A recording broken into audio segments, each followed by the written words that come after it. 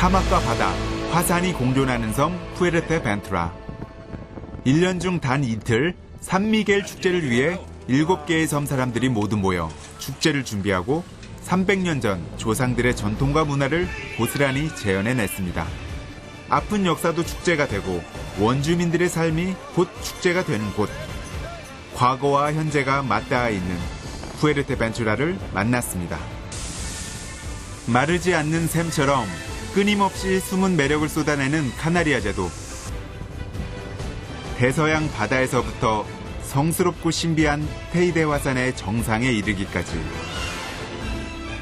아직 못 다 보여드린 카나리아 제도의 마지막 이야기를 펼칩니다. 신대륙 탐험에 나선 콜럼버스가 대서양을 횡단하는 기지로 삼았다는 카나리아 제도. 저에게는 카나리아 제도의 섬 하나하나가 신세계처럼 느껴지는데요. 오늘 저는 가장 카나리아다운 것들을 찾아 테네리페 섬으로 향합니다. 테네리페 섬의 수도 산타크루스 데 테네리페입니다. 카나리아 제도 최대의 도시인 이곳은 교통과 관광의 중심지로 관광객들의 발길이 끊이지 않는 곳입니다.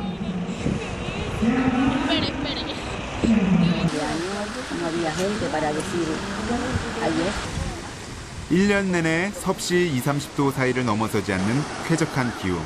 400km에 달하는 해변은 여행자들에겐 지상 낙원과도 같습니다. 때론 아무것도 하지 않아도 즐거운 게 여행이기도 합니다. 저도 테네리페 섬의 해변을 즐겨보기로 했습니다.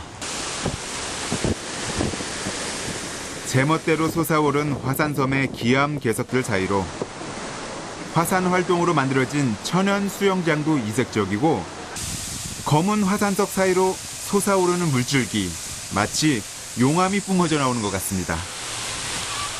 혼자 여행하는 것을 즐기는 편이지만 이 풍경과 여유를 누군가와 함께 꼭 나누고 싶다는 생각을 했습니다.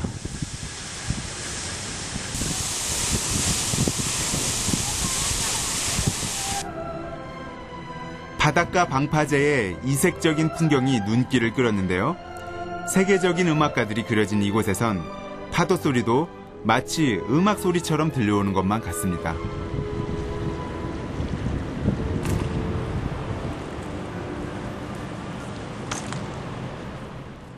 시내 중심에 있는 대형 경기장을 찾았습니다.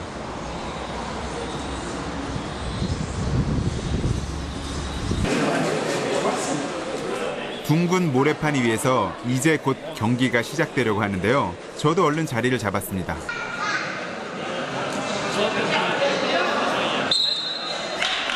그런데 선수들 경기하는 모습이 꼭 우리나라 씨름 같습니다. 삿바가 없다는 것만 빼고는 거의 똑같네요. 이 경기는 카나리아 제도의 원주민 관체족의 민속 경기 루차 카나리아입니다. 삿바 대신에 한 손은 상대방의 반바지 끝을 잡고 다른 손으로는 허리나 셔츠를 잡고 상대를 넘어뜨리는 경기입니다. 루차 카나리아를 사랑하는 여성 팬들도 무척 많은데요. 상대방을 쓰러뜨리는 기술도 씨름과 많이 닮아 보입니다. 그런데 이긴 선수가 관중들에게 뭔가를 받고 있네요. 무언가 했더니 동전입니다. 예전에 루차 카나리아 경기는 우승을 해도 상금이 없었다고 합니다. 그래서 관중들이 자발적으로 팁을 주었는데 그게 이런 문화가 된 것입니다. 루차 카나리아는 단체전이 대부분인데 12명의 선수들이 서바이벌 방식으로 경기를 합니다. 경기 시간은 1분 30초, 그 안에 승부를 봐야 됩니다. 선수들 못지않게 관중들도 같이 흥분하고 열광합니다. 오늘은 이 선수가 팀에서 큰 몫을 해주면서 승리를 챙겼습니다. 승자는 또 관중들에게 박수와 더불어 상금을 대신하는 동전을 받고 퇴장합니다. 루차 카나리아는 품격 있는 매너를 매우 중요시 여깁니다. 승패는 갈렸지만 멋진 승부였습니다. Hasta que el cuerpo aguante. Bueno, que el cuerpo aguante. 몸이 견딜 수 있을 때까지. Hombre, yo lo veo de diferentes formas de luchar, ¿no? No es con camisa sino con una diferente agarre. Pero bien, fuerte también. Gente muy preparada. Mucho preparada. 카나리아 제도에선 어느 섬을 가든지 전통에 대한 그들의 자부심이 대단하다는 것을 느꼈습니다. 섬의 역사만큼이나 오래된 그들의 삶의 방식은 이 섬의 원주민이었던 관체족의 삶에서 시작되었고 그 삶의 흔적이 이 산 속 깊은 곳에 남아 있습니다.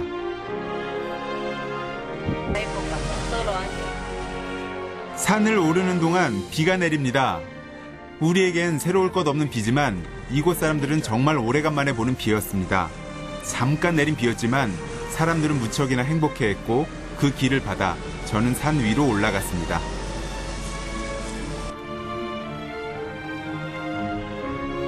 관체족 원주민이 살았던 테네리페 섬에서 가장 오래된 마을 치나마다입니다.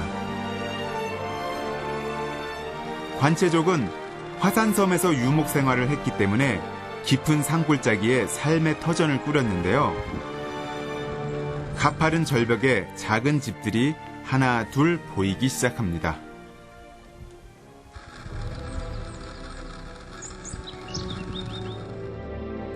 그런데 마을을 찾아가는 동안 산 곳곳에 작은 구멍들이 보입니다.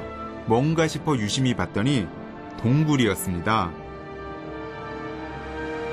화산섬이 만들어지면서 자연적으로 생긴 동굴들이라고 하는데요. 저 동굴에 사람들이 살았다고 합니다. 천연 동굴집인 셈이죠. 지금은 버려져 숲풀이 무성하지만 이곳은 가축우리 역할을 했던 작은 동굴이라고 합니다. 그렇다면 사람이 살던 동굴은 어디 있을까요? 놀랍게도 아직도 동굴집에서 살고 있는 사람들이 있다고 합니다. 현지인의 도움을 얻어서 어렵게 마을을 찾아가 봤습니다. 텃밭 사이로 집들이 보입니다.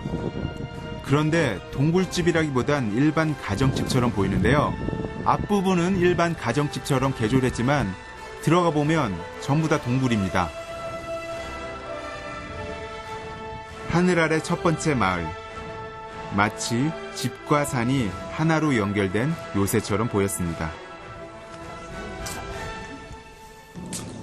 이 먼 곳까지 전기와 통신이 들어온다는 게 신기했습니다.